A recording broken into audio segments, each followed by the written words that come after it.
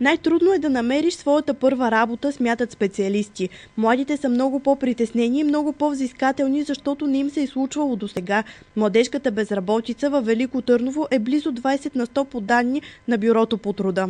Реалното ниво на безработица на младите хора във Велико Търново е с значителен процент по-висок от това, което се подава от Бюрото по труда. Като основният процент безработни млади хора е на възраст от 18 до 25 години.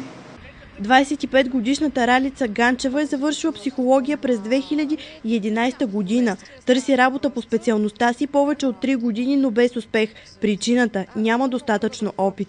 Аз съм кандидатствала на много места, кандидатствала съм през регионалния инспекторат на образованието дори и на всяко едно място, което отида, са ми казвали, че опитът е основния проблем. В едно от училищата, в които ходих за позицията психолог на интервю, директорката в прав текст ми каза, че е много трудно човек да влезе в образователната система и че единственият вариант може би е някой да умре.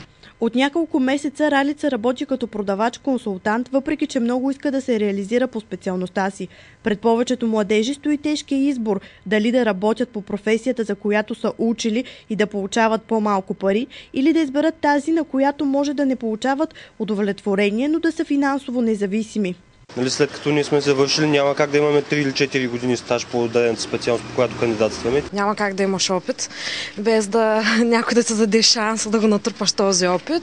Проблемите за младите хора идват и след започването на желаната работа. Има работодатели, които не са етични и си позволяват да не декларират коректно заплатите и работните часове на подчинените си. Факт е и, че има много фирми в България, които работят в сивата икономика. И отново младите хора не познават правата си.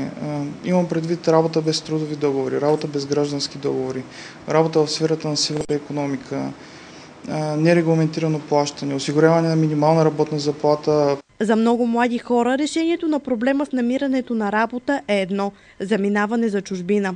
Аз съм била в чужбина, съжалявам, че съм се върнала.